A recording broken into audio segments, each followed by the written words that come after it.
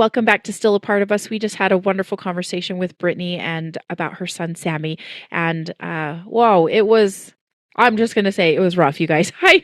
I was sad and mad, and for Brittany and for her family. And so I'm glad that you are back on again to just get into it a little bit more. So welcome back, Brittany.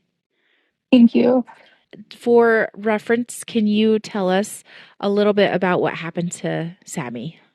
Yes. So Sammy was born at 18 weeks in a day when I just randomly, spontaneously went into labor. My water broke at home, and I had gone to the hospital, and about 6 hours later, 3 hours later, something like that, 3 hours later, he was born. So super quick, you guys. It was Yeah. I was like, oh, wait a second, what? It was so sudden, and I cannot imagine that how that must have felt. Also, what time of the when was at the time of this Yes. recording? How long ago was Sammy born? It was about 9 months ago, almost 10 months ago. It was Okay, April of 2025. yeah, and right around the time of Easter, which is I'm gonna say is rough, is all I could say. I know we touched on this in your other story, and I encourage you to listen to that because it was heartbreaking. It was really, really hard. The everything that happened. So tell me, so he was born like a week and a day, right? Before Easter. Yeah. And you didn't have his funeral until after Easter. I am wondering how that first little while felt, how you were dealing with the grief in that first month or so, and maybe even after his memorial service, because there's always a lot of things you have to do before a memorial service or a funeral. But Yeah. kind of give me a peek into what that felt like and what that looked like for you guys.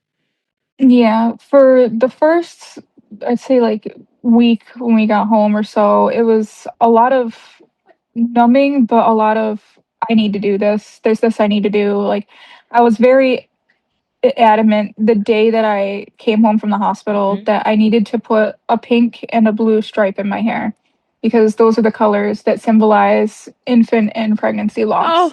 uh-huh. So I said, I'm very adamant I need to do this. And it's fading right now, but I'm It still continuing yeah. this. And I said, that's what I'm going to have the rest of my life.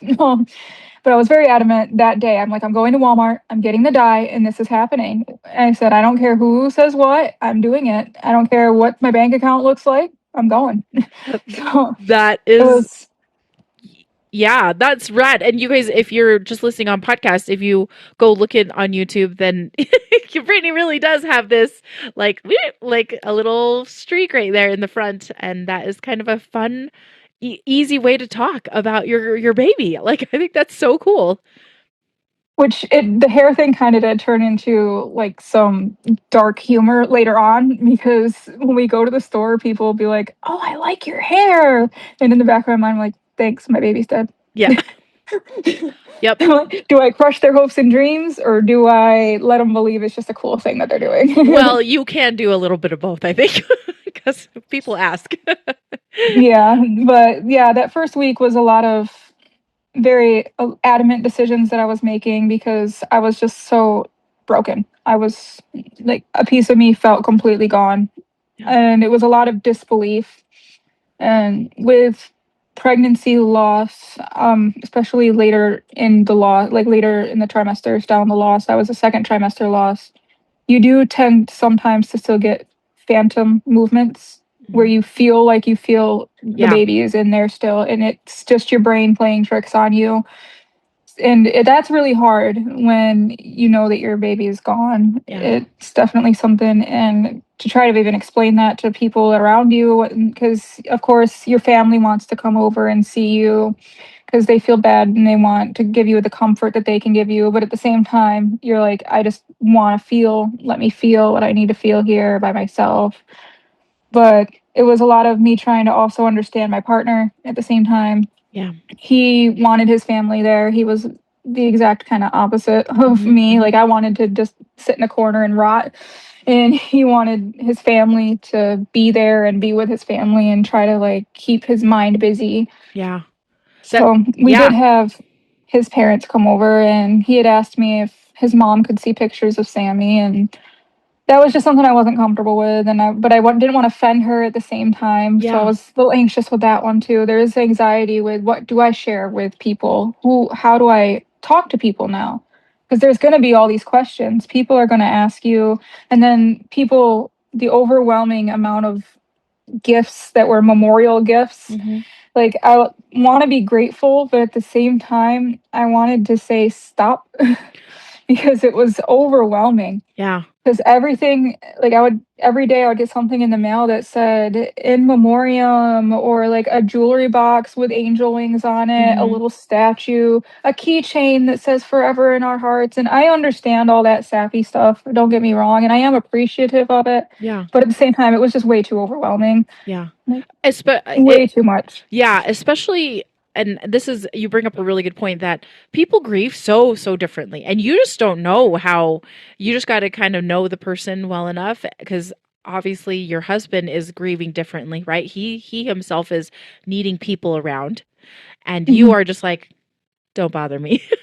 Yeah. I mean, not necessarily don't bother me, but just like I need to process this on my own, right? And then it that and I just think this is interesting because I there's very few people that have said, like, I got all of these things, and I was most of them have like, oh yeah, like loved every single one of them. They haven't said basically what you've said, which is it was overwhelming how much like that puts on you. I don't know how to explain it. Like when It it does. it's like a mental load that you have to process, like, oh, somebody brought me this, and somebody brought me this, and somebody, like, because in the back of my mind I'm like thinking to myself, oh yeah, I do need to write a thank you card, or I need to tell this Right. person thank you for sending this to me. And I'm just like, yeah, that is overwhelming. That is And then overwhelming. some of the stuff was even sent to me anonymously by Oh people from my dad's church. And I'm like, how do I even take that? Who sent me this? How do I acknowledge it? And where am I putting all this stuff is the next question. Because yeah. his memorial shelf is only so big. And some of Yeah, the stuff that means a lot to me, I want to make sure stays it's on there. on And there. then Hmm. there's stuff that are just kind of stuff that It's doesn't matter much to me. yeah. Like the keychains that we got for both of us that said that we never didn't get to hold you in our arms, but we hold you in our hearts. That didn't apply to us. Yeah. So I was like, bye. Yeah. Like Yeah, yeah, I because appreciate you it, but bye. yeah, because everybody, she did hold him. Like, she was able to hold him. So, um, yeah, that's really interesting. That's why I always advocate for, like, if you're gonna bring something to somebody, bring them a food, because then they Yeah. can use Food, a that. warm drink. Yes, something that helps them, and it's just kind of disposable, right? And it's not something that's Yeah. always going to be there. So 'Cause I feel that's guilty if I get rid of something. Cause like this was gifted to me. I feel really guilty if I get rid of it. But at the same time, I only have room for so much. yes, exactly. That is a really good point. This is a very interesting discussion. I've never thought of that before. So, um, it's so funny. Gifts are kind of a funny thing. Like, yeah, it's Yeah, interesting. it's like appreciative. I really do appreciate, but at the same time, It's why? it's okay. It's okay if you don't do that also, Yeah. right? I mean, there's other ways to show support and comfort and such. So, kind of on that same note, what have been some things that have been helpful that people have done or even said to you? Actually, for those who are watching on YouTube, I will show one thing from his memorial box that really helped me. Um, a friend from the church had crocheted us little Oh, angel wings look at that. and a little hat.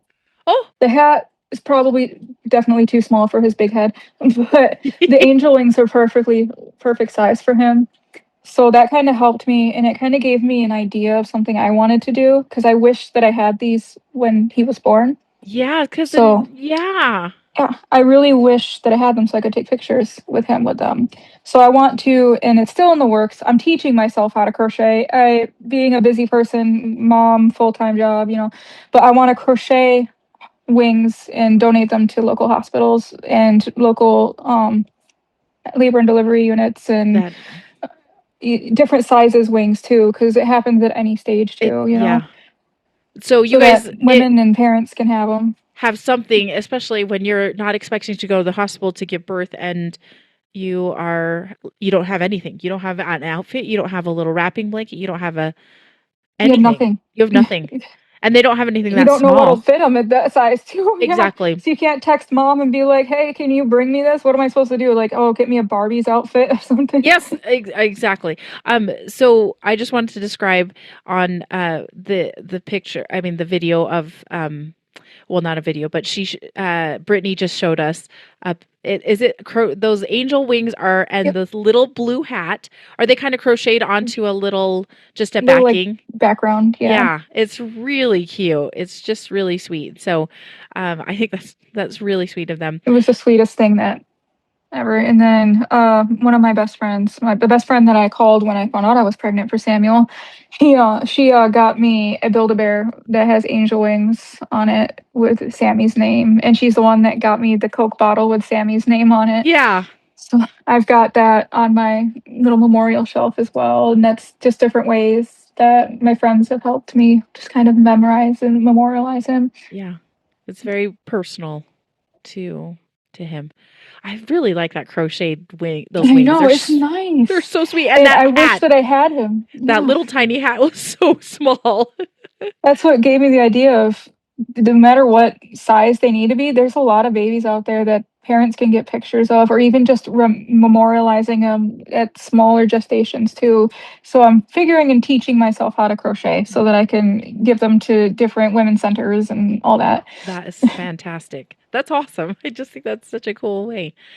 Okay, and then on the flip side, what are some things that you've already kind of mentioned, like just some of these memorial gifts that might be just a little not quite on point, but are there some other things that, yeah, some other things that people said or did that you're like not as helpful in your case? I've had, and growing up in a church and my dad being a pastor, and I'm sure you know where this is going, we get the God's plan and God's timing thing. And that's just not the right thing to say to people. I mean, Yep. because nobody can plan and nobody can have any kind of time for something like that to happen. Yeah. Then I get, because I'm a mom to a living child, you get the, well, just be blessed from the one that you have, and just don't feel sad. Just when you feel sad, look at your living child. And I'm like, that makes it worse, Yeah. actually, because my living child reminds me of the child I should have with him. Yeah. And that they were going to be Um, siblings and you were going to have them yeah. playing together, and And some of yeah. the things that even he does, because he had put one of his stuffed animals in his little rocking chair thing, and he was rocking it, and I'm like, oh, he would have been such a good brother, and it just breaks my heart. I'm like, those are just the things you don't say to people because even being the first week being around my living son was really hard, just because I was expecting to have two. They were supposed to have a brother Yeah. with him, Yeah. And it just, yeah. and looking at him and having to shop in the diaper aisle still because you have a son that's in That's in diapers, diapers. Yeah. buying clothes in the same aisles that are in the same clothes as the newborn baby stuff, just because they're all in the same sizes, the same areas. For the first like month or so, it was very hard. I did a lot of online ordering Yeah. because I didn't want to go into the Nope. store. I couldn't do it. Yeah, it's okay to avoid those places for a time. There's definitely times to do that. Brittany, I know that you there was a lot of communication issues on the doctor's part. I think it was, I'll be honest, it was probably more the doctor. It sounded like the nursing staff was doing what they could Yeah, legally. legally, and so it was the doctor who was not willing to have a hard conversation with you. I am wondering how that has changed, like how you're dealing with things, or maybe what you're doing because of that. So, because of the lack of communication, the first thing that I did was actually a step after my first postpartum visit. Mhm. They had told me, they said, there's a link on this website. You can report this. This needs to be reported. People can't learn from their mistakes unless you do this. She said, I full heartedly believe you, and I think you need to make sure this gets reported. So I made that decision, and so that people can learn from their mistakes, and things can't get done about things unless they're known to have happened. Right. So I did make that report and complaint per se. And then I also have advocated to every women's center, OBGY office, whatever I was at. Anytime I go to one, I advocate for women while I'm there that just because you're here doesn't mean you're here for a happy thing. It could be here for something that's devastating. Yeah. I Yeah. know I had to go because I also have endometriosis, and I had to go to a consultation for my endometriosis with a new surgeon, and they didn't look at my chart at all. And the first thing that they said was, "Are you breastfeeding? I see that you're lactating," based on my chart. And I was like, "No." And so I had to have that conversation with their higher up, and I said, "I just want to let you know they should be doing their pre-charting before rooming people, because I was able to control myself, but if it was more fresh for somebody else, it would hurt them a lot more Yeah. to be asked a question like that, and that's something that shouldn't be happening. They Yeah. should be checking their notes and checking before grooming somebody to see, oh, yes, they did just have a baby, but that doesn't mean that the baby is here." Yeah. Yeah. It's always, yeah. And then you are like, yeah, then you feel like the bad guy for calling it out, where you're Right, like, I do. I don't actually like my complaining. baby died, and they're like, Yeah, oh. I know. And then it's just like the look on their face. It's like I stunned somebody the other day because I did have excision of my endometriosis, and they were calling for my operative times. And they were like, "We do see that you were recently pregnant. We do have to do a pregnancy test." And I said, "It's noted on my chart that you're not supposed to ask me about that pregnancy. Thank you for the reminder. My pregnancy, as my baby died." And then their whole mood just went. Yeah, well, because they just need that. They put notes in there for a reason. Read the note. Yeah.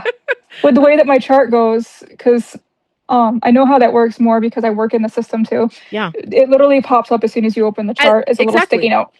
Exactly. I was like, those things show up for a reason. So there's like alerts. It's an alert. So the biggest thing is just advocating for myself and other women now at this point. That's awesome. That's And my goal. and I like the fact that when you said you're advocating for other women, I was like, oh, how is she doing that? And then you're like, you're educating other providers. You're educating Yep. the providers so that they are a little bit more aware and sensitive to what somebody might be going through, which could be a devastating loss, which is what happened to you. I think that is awesome because I do that. I do the same thing too. I was just like, I kind of just zing people sometimes. I was like, actually, um, Right.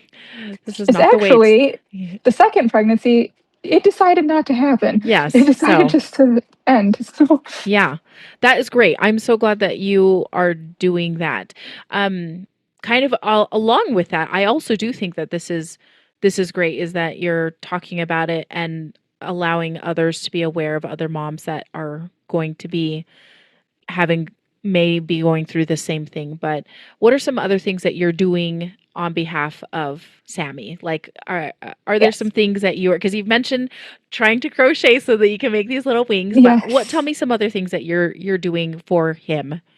So in honor of Sammy, there's a couple of things I've done. The crocheting, I'm learning to crochet. I'm Mm-hmm. not great at it. My fingers are really fat, but I'm trying. Um, I like I mentioned, I dye my hair and I get it retouched. Either I do it myself, or when I'm not mentally feeling okay, I will have somebody else do it because Yeah. I just can't. Yeah. Um, I in June, I want to say May or June, I did a my very first 5K. Oh, It was an angel dash, is what it's called, and it was in honor of someone else's story of loss. And all these people come together just to do a 5K in honor of our angel babies, and it is the most beautiful thing. It came up on an email because the company I work for was doing hosting it 4 hours away from where I live. oh, And I didn't even realize it was 4 hours away when I registered. I just said, "I'm doing this." yeah, And I registered myself, and my friends had me register them. It was a group of three of us, and we did have a fourth with us that was unable to run, but she took our pictures because she's a awesome. photographer. So she did that for us. It was a beautiful thing. We got to write on heart-shaped white balloons a message to him, which was beautiful. And I was very unfit. Like one of the big things that I've been doing since losing Sammy is getting myself more healthy. Yes. I was almost 300 pounds. I was 298 when I gave birth to Sammy. Mhm. And I have actually gotten to my 100-pound mark as of today Oh my of loss. gosh. Congratulations. I that is like making steps in that direction is so I think always I good for said, you and for any future babies if that's that's the route. exactly what my thoughts were because with Sammy, I wanted to reduce every risk I possibly could for any kind of future pregnancy if I ever wanted Mhm. one. And it's been hard, but there was one day when I was doing a workout that a juvenile male red cardinal landed on my bird feeder right next to the window. And I said, just the fact that it's a juvenile red cardinal, it just tells me that that's my son telling me, keep Oh. going, mom, keep going. Oh. You're doing good, mom. Oh, that's so sweet. But we did that run, and I wear a from another foundation. I don't even remember what the name of it was, but I wear a beaded or braided bracelet of pink and blue Yeah. every day, and that's for the infant and pregnancy loss awareness, just to Yeah. spread it. And my office is next to the OB office, and they had them all mailed to them as well. I didn't even know that they had known about this foundation, and we were handing them out at our windows now too to Oh, other good. people just to bring awareness, And it's got a little card, and I said they asked me, "Well, what's this bracelet for? What is it for? Do I have to pay for it?" I said, "No, take it and take a little informational card about loss because." It was Pregnancy and Infant Loss Awareness Month at the time. Yes. And I said, take it. I said, I'm a mom of loss. And then I learned more about coworkers of mine who have experienced it. And I was able to grow with them Yeah. and connect in a way I didn't know that I would with some of these coworkers. Yeah. Seriously, like when you find your community and you're like, I never thought I'd be like such good friends Right. with you, but this has really brought us together. Right. Not a community we want to be a part Nope. of, but here Nope. we are. Yep. And we'll make the best of it, I guess. So I want to ask you a little bit about because I did think that this was rather a has been a difficult thing, but you had Leroy, who was about a year and a half when you lost Sammy. Mhm. How has that been trying to navigate parenting him after loss? Parenting him was definitely tough. Because I had bought the T-shirts to say Big Brother and the onesie with the little brother, Yeah. and I kept the little brother one and I put it in his memory box. But the Big Brother one, I still have it honestly in the bag with the receipt, and I don't know what to do with it. Yeah. I was gonna return it. It's that well past the return date. I was gonna donate it somewhere, see if anyone needs it, take it to the women's center and be like, does anybody else have a big brother coming so that Yeah. needs this? Um, it's been hard. I He didn't really understand at a year and a half. He just knew there's a baby in mama's belly. Don't lay on mama's belly too hard. Don't kick it, all of that stuff. Because we did try to explain it to him. Yeah. And then we had pictures of him with the ultrasound picture holding it. Yeah. So he knew but didn't know. And in all actuality, the weirdest thing, I feel like he knew something happened when we lost him because his behaviors got really, really bad. Really? Like they got really, really bad. His listening ears were not good. His hitting and his crying more like big emotions were happening for him. So I feel like emotionally he felt he Something. knew something happened. So there was kind of trying to navigate that. And his primary care wanted him to be seen by early intervention. Hmm. And they called me the day after we got home from the hospital after losing Sammy. And I said, honestly, this has got to wait a little bit Yes. because This I is just lost his brother. His brother passed away. I can't do this right now. I will work on things at home with him for now. And that's what we're going to have to do. yeah. Yeah. That was challenging. And even 9 months later, it's very challenging because we had to do Easter for him that week. And we took him to an Easter egg hunt. We made an Easter egg hunt at my parents' house. I ran into someone I went to school with at one of the Easter egg hunts Mhm. that has had reoccurring losses. And she looked at me and Oh, said, honey, if you don't laugh, you'll cry. And so that's yep. where I just came to the conclusion that dark humor is the best humor when it comes to grieving. Yeah, a little bit. But we did that, and trying to explain to him he's just now, because we pray to little brother in heaven every night. We'd say, God bless little brother in heaven at the end of our little nightly prayer. And he's trying and starting to grasp onto what a brother is now that Yeah. he's 2.5, you know. Yeah. It's definitely been different. With things with his going, like his normal doctor's appointments and like age checkups and everything, Mhm. I'm extra heightened. My senses for him are extra heightened in protecting him Yep. because I worry even more because I've already lost one child. I don't want to lose another one. I want to do everything I can to protect from losing him. So like for the first like month or so, I wanted to keep him just under my wing. Yep. Don't go out of my sight. Yep. You're right here. You're not going anywhere. Yep. You know. I felt It, the exact same way with our oldest daughter, our older daughter. I was like, okay, where are you going? I was like, yeah. I would let her go play. I was like, I have to be there at all times. And she's like, yeah, Yep. it's a Let good mama thing. go with you. Yeah. Yeah. Just because there is that nurturing, like you said, there's kind of that you feel like you need to have a baby, you don't have that baby, and then you're like, okay, I got to direct that like nurturing love, whatever, to to my other child now, and that's Right. And then feeling like I'm neglecting him because I'm allowing myself to grieve at the same time, even though I'm oh not neglecting him. It yes, just, the guilt with letting myself grieve because I'm focused on Sammy yeah, when I should also focus on Leroy and trying to do it both at the same time. yeah. It's just crazy to try to interlock them both. It's so And then, complicated. yeah. But the thing is, and I think that's the one thing that we also need to give ourselves a little bit of leeway is that you can be focused on grieving Sammy, and you can also be paying attention or not paying attention um sometimes so that he can like Leroy can play and do whatever he's doing, because I think it's okay to be sad and also joyous and sad and frustrated and sad and guilty. I mean, like, Right. and All the is emotions at once. all of the emotions at once, because like I think grief is very complicated. We're It complicated is. humans. And then one thing that I learned in therapy, because I have been going to Okay. PTSD group now, I'm in a Oh, PTSD okay. group, which is very nice because you don't realize with loss, you also get PTSD Yeah.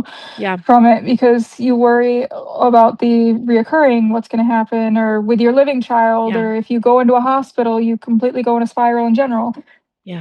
because you remember what happened there.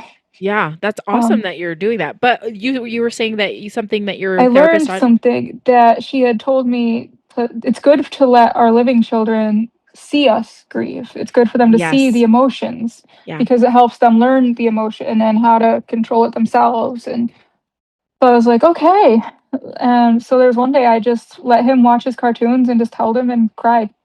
I Yep. just took the hour and just allowed myself to be sad in front of him and let him watch his cartoons and not understand what I was doing. Yeah. And I think it is a yes, it is a sweet thing to be able to cry in front of your children, because they need to learn it's okay to be sad, because I think we try and Yeah. gloss over the fact that things are hard sometimes, or things are crappy, or things are devastating, and it's okay to let that affect you. Let the emotions out. So Yeah. that's good. I think that's good to be able to do that.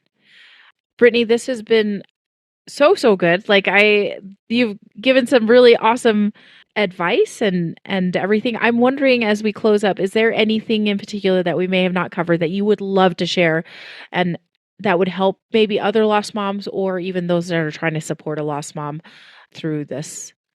Yeah, for those trying to support lost parents in general, I think the being there is really good, Mhm. but try not to smother at the same time. Like, Yes. because it can be very overwhelming if you have too many people at your door at the same time, whether it's a physical door or like emotional door knocking at you on your phone or whatever.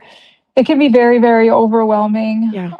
And it's not easy to figure out what to say to lost parents either because you don't know because Yeah. nobody ever should know what to say to them Yeah. because it shouldn't happen. But definitely think about what you're saying before you say it because Mhm. some things can be taken completely in a different direction, especially Yes. when you're grieving. Yeah. As far as people that are just now experiencing the loss, something I've learned from listening to this podcast myself is all of our feelings are validated and all of us have felt pretty much the same things. And all of it too. It's like I felt like everything. I was alone and that I was the only one feeling some of the things I was feeling. And no, other parents have felt the exact same way and that I'm not Yeah. crazy. Yeah.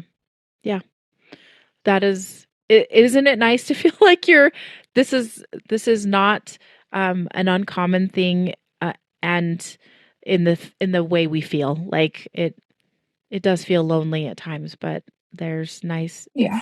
it's nice to meet people like you and nice to meet others that we've interacted with because you guys know how that that feels in your gut to lose a baby. It's just Yeah. a different horrible feeling. It So, is. And that thing that I was worried about being alone about the most was the feeling of needing to get pregnant again and needing to have a baby. That yeah. I thought I was the only one feeling Nope. that. We're not Then to hear that other we're on the people, same page, friend. I'm like, I'm not crazy. Yeah, nope, nope. That is something that is so innate in us, I think, and so not alone. Yeah. We're we're not alone this in this. So, Brittany, thank you so so much. This has been a wonderful conversation. Feel like we had like just gone over a lot of cool stuff and wonderful things and Yeah. hard things, and so thank you for being such an advocate for for our future babies and other moms that are going to be maybe going through this past. So thank you again. Thank you so much for having me. I loved telling his story.